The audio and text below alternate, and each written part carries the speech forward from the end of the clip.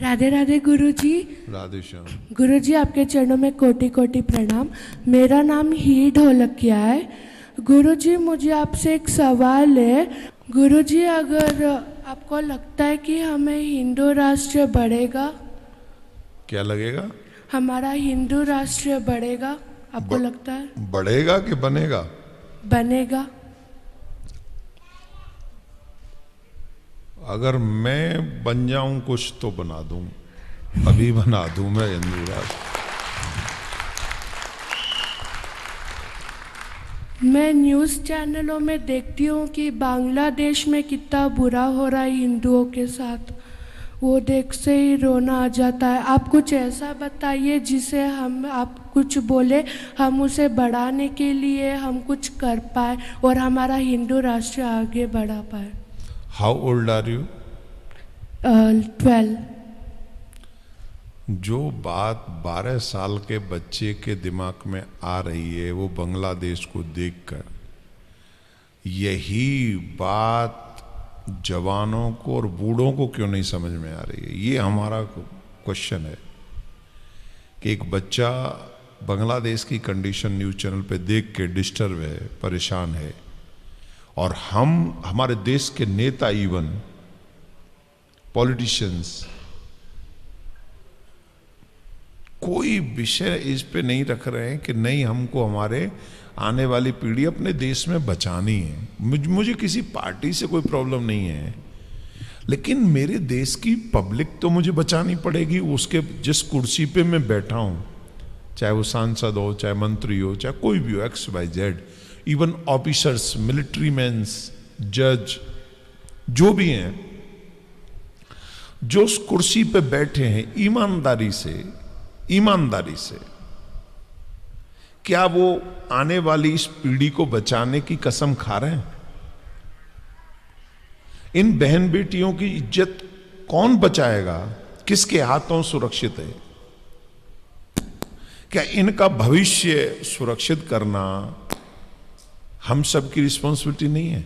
हम सब में भी, अगर मैं इस व्यासपीठ पे बैठा हूं तो मेरा भी ये राइट है कि मैं समाज को जगाऊं। और जो प्रॉब्लम कहां है, जो हमारे हिंदू लोग हैं ना, वो ये समझते हैं खाओ कमाओ, पैसा कमा लो, इतना कमा लो, इतने पैसे वाले बन जाओ कि फिर तुम्हारे लिए कोई प्रॉब्लम नहीं होगी, तुम कहीं भी सुरक्षित हो। अरे बांग्लादेश में बड़े बड़े बिजनेसमैनों की लाश पड़ी मिली है, और वो भी दुर्गति के साथ।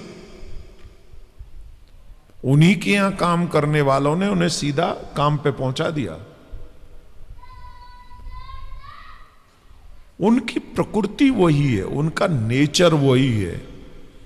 जब तक हम बहुसंख्यक हैं तब तक भाईचारा है, और जब हम अल्पसंख्यक हो, जहां जहां हुए हैं वहां सिर्फ हम चारे हैं, बेचारे नहीं, चारे। और हम चारे बनेंगे, ये बात बेचारे हिंदुओं को समझ में नहीं आ रही, और ये तब तक समझ में नहीं आएगी जब तक कोई घटना उनके घर में नहीं घटेगी, और तब तक बहुत देर हो चुकी होगी। तो इस बच्ची के दर्द को हम तो ये कहेंगे पूरा देश सुने, और देश सुनकर भविष्य को देखे, इस देश के भविष्य को समझे, और भविष्य में होने वाली घटनाओं को वर्तमान में ही रोका जाए कि वो न हो, ऐसा प्रयास करना चाहिए। ऐसा मेरा मानना है। हम लोग भगवान से प्रार्थना करते हैं, इन्हीं कुछ चीज़ों को लेके हमने कहा कि सनातन बोर्ड बनना चाहिए। लेकिन अभी जितनी समर्थन हमको मिलना, हालांकि बहुत बड़े पैमाने पे समर्थन मिल रहा है, कोई कमी नहीं है, लेकिन जिस पैमाने पे हिंदुओं को जगना चाहिए उस पैमाने पे हिंदू अभी भी नहीं जग रहे। क्योंकि जो सेटल हैं उन्हें पूरी कौम मर जाए उनसे कोई मतलब नहीं। जिनके पास में 1 करोड़ से ऊपर रुपया है वो तो चाहेंगे सब मर जाओ, हम बचे, हमें कोई फर्क नहीं पड़ता। और जो मिडिल क्लास है वो रोटी कमाने में इतना बिजी है कि वो कहता है यार रोटी कमाएं कि देश बचाएं। और जो थोड़े से और नीचे के जो मिडिल क्लास में भी नहीं है, जो और पैसे की तरह से मजबूर हैं, उनमें से ही कुछ लोग हैं जो चिंता करते हैं और जनता इकट्ठी करते हैं। उन्हीं में से कुछ लोग हैं।